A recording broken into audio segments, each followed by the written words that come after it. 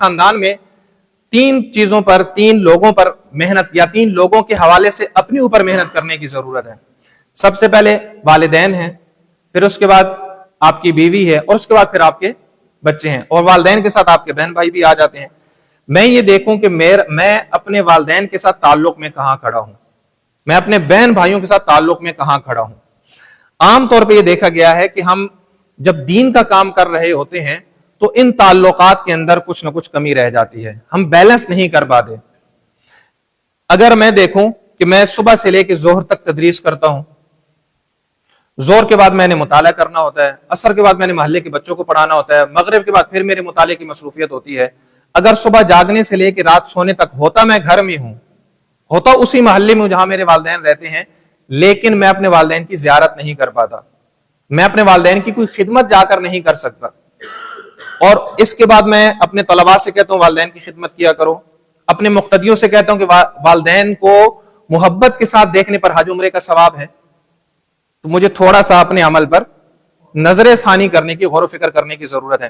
دیکھیں کتنی پریشانی والی بات ہے کہ میرے گھر کے اندر یا میرے محلے میں 2-4 گھر چھوڑ کے، یا میرے اسی گاؤں میں جس گاؤں میں رہتا ہوں میرے والدین رہتے ہوں، اور ایک دفعہ میرے پاس اتنا ٹائم نہیں ہے، 10 سے 15 منٹ نہیں ہے کہ میں جا کر اپنے والدین کی زیارت کر کے آ جاؤں۔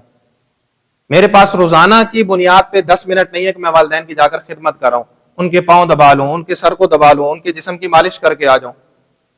کیا ہمارے پاس 24 گھنٹوں میں اتنا وقت نہیں ہوتا کہ میں اپنے زندہ والدین کی جا کر خدمت کر سکوں؟ اور عموماً ہم کیوں نہیں کر پاتے؟ اس لیے کہ ہم مسجد کے کام میں، مدرسے کے کام میں، اور ایک جملے میں کہیں دین کی محنت میں مصروف ہوتے ہیں۔ تو سوال یہ ہے کہ اس دین کی محنت کا حصہ کیا میرے والدین نہیں ہیں؟ کیا قیامت کے دن مجھ سے میرے والدین کے بارے میں نہیں پوچھا جائے گا، صرف عوام الناس سے پوچھا جائے گا؟ تو والدین کے ساتھ تعلق کے اعتبار سے میں کہاں کھڑا ہوں، اس پر تھوڑا سا غور و فکر کرنے کی ضرورت ہے۔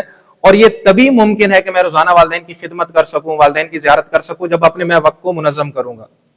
اسی طرح بہن بھائی ہیں، ان کے جو حقوق میرے اوپر لازم ہیں، کیا ان حقوق کو میں ادا کرتا ہوں، ادا کر چکا ہوں، ادا کرنے کی فکر مندی ہے کہ نہیں ہے؟ یہ بھی اس وقت ممکن ہوگا جب میں اپنے وقت کو منظم کروں گا۔ دوسرے نمبر پہ آ جاتی ہے بیوی۔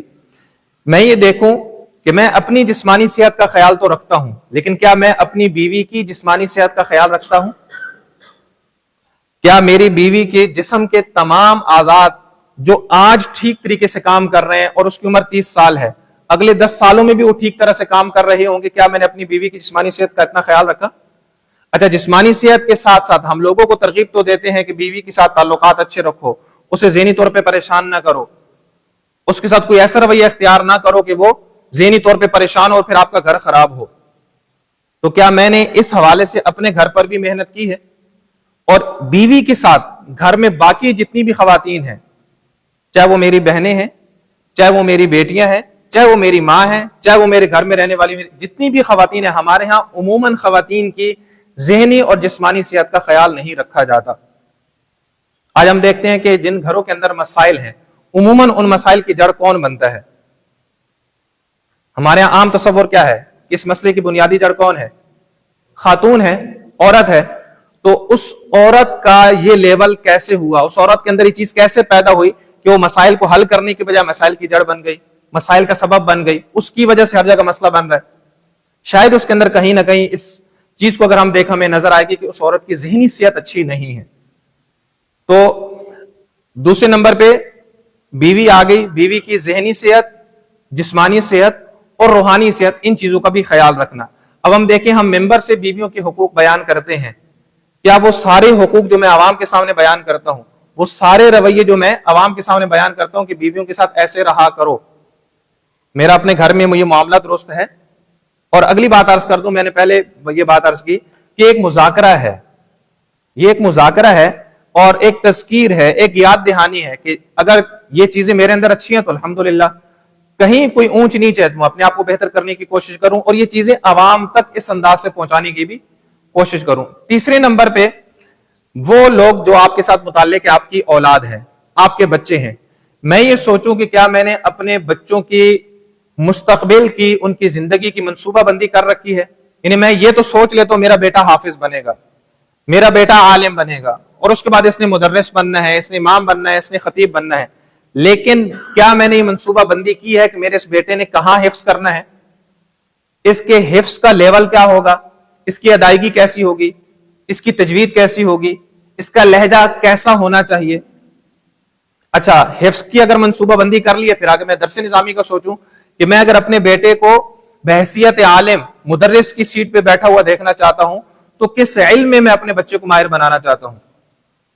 مثال کے طور پہ اگر میں فقہ میں اپنے بچے کو ماہر بنانا چاہتا ہوں کہ میرے بیٹا جب عالم بنے گا تو یہ فقہ کی تدریس کرے گا اور اس کے مقابلے کا کوئی عالم پورے علاقے کے اندر نہیں ہوگا، تو اس کے لیے پھر میں نے کیا منصوبہ بندی کی ہے؟ کیا میں نے بچے کے پہلی چیز تو یہ دیکھنی چاہیے کسی بھی بچے کے مستقبل کے انتخاب میں کہ آیا اس کام کرنے کی صلاحیت بچے میں موجود ہے کہ نہیں۔ دوسری چیز، اگر صلاحیت موجود ہے تو بچہ خود اس کام کو کرنے کا ذوق رکھتا ہے کہ نہیں ہے۔ عام طور پہ ہمارے ہاں یہ غلطی ہوتی ہے کہ صلاحیت دیکھ کے بغیر بچے کے مستقبل کا انتخاب کر دیا جاتا ہے، اور اگر صلاحیت موجود ہو تو پھر ذوق کو دیکھ کے بغیر انتخاب کر دیا جاتا ہے، جس کا نقصان یہ ہوتا ہے کہ 8 10 12 سال محنت کے بعد ہم یہ دیکھتے ہیں کہ ہمارا بچہ وہ کرنا ہی نہیں چاہتا جس رخ پہ ہم نے لگایا تھا۔ کچھ عرصہ پہلے واقعہ میں ایک ڈاکٹر صاحب سے میری ملاقات ہوئی تو میں نے ان سے پوچھا، ڈاکٹر صاحب کیا مصروفیت چل رہی ہے آج کل، آپ صبح نظر نہیں آتے؟ انہوں نے کہا جی سیکنڈ ٹائم کلینک اور صبح کے ٹائم LLB کر رہا ہوں۔